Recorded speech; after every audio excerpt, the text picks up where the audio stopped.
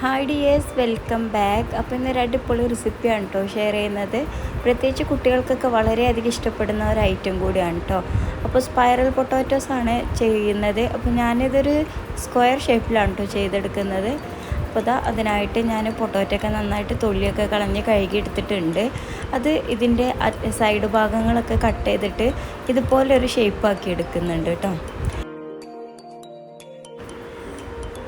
ഇനി ഞാനിതുപോലത്തെ 2 സ്ക്വയർ എടുത്തിട്ടുണ്ട്. ഇനിയിപ്പോൾ നിങ്ങളുടെ കയ്യിൽ സ്ക്വയർ ഇല്ല, ഇനിയിപ്പോൾ സ്ട്രോ ആണെങ്കിലും അങ്ങനത്തെ എന്തെങ്കിലും ഒന്ന് വെച്ചിട്ട് കറക്റ്റ് 2 ഒരേ സൈസിലുള്ളത് എടുക്കുക കേട്ടോ. എന്നിട്ട് അതിൻ്റെ സെൻട്രലായിട്ട് നമ്മൾ പൊട്ടാറ്റോ വെച്ചിട്ട് കട്ട് ചെയ്ത് കൊടുക്കുക.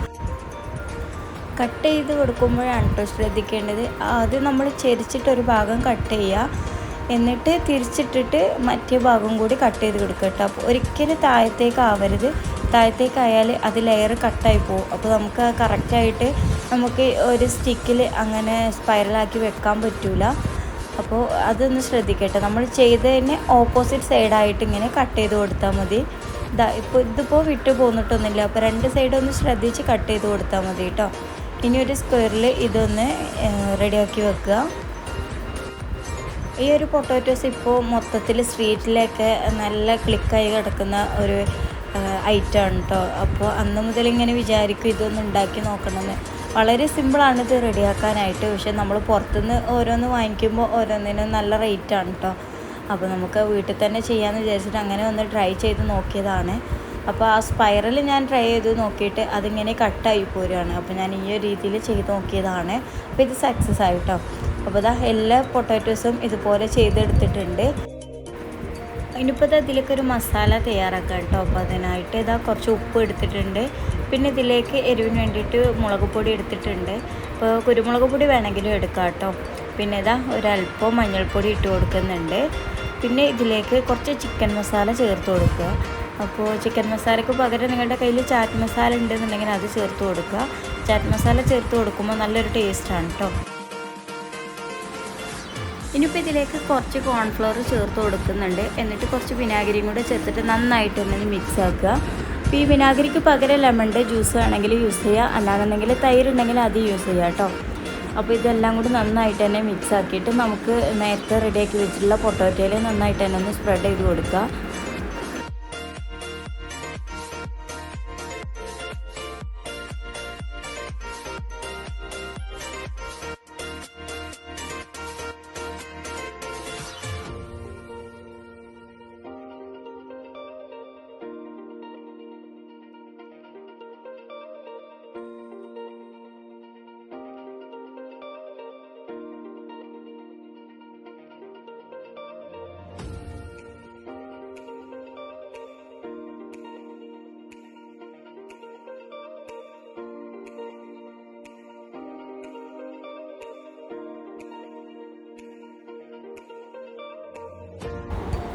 ഇപ്പോൾ മസാലയൊക്കെ നന്നായിട്ട് ഇതിൽ സ്പ്രെഡ് ചെയ്ത് കൊടുത്തിട്ടുണ്ട്. ഇനിയിപ്പോൾ നമുക്കിത് ഫ്രൈ ആക്കി എടുക്കണം.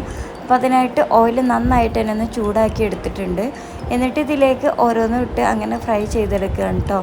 അപ്പോൾ ഇത് കരിയാതെ നോക്കണം. അപ്പോൾ നന്നായിട്ട് ചൂടായതിന് ശേഷം നമ്മൾ മീഡിയം ടു ലോ ഫ്ലെയിമിൽ വെക്കണം കേട്ടോ തീ. എന്നിട്ട് വേണം ഇത് ഫ്രൈ ആക്കി എടുക്കാനായിട്ട്. ഇനിയിപ്പോൾ തിരിച്ചും മറിച്ചൊക്കെ ഇട്ട് കൊടുത്തിട്ട് എല്ലാ സൈഡും ഒരുപോലെ ഗോൾഡൻ ബ്രൗൺ നിറമാകുമ്പോൾ നമുക്ക് എണ്ണയിൽ നിന്ന് കോരി മാറ്റാം.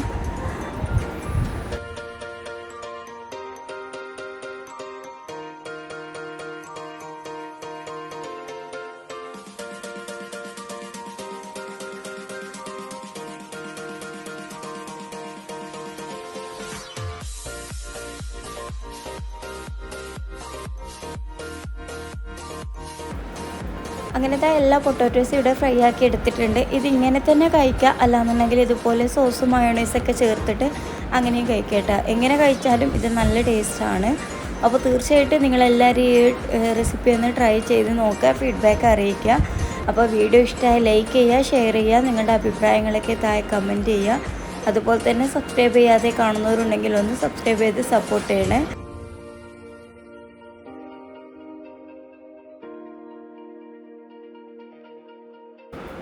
അപ്പോൾ അടുത്ത റെസിപ്പിയുമായിട്ട് നെക്സ്റ്റ് വീഡിയോയിൽ കാണാം. അതുവരേക്കും എല്ലാ കൂട്ടുകാർക്കും ബൈ. Thank you.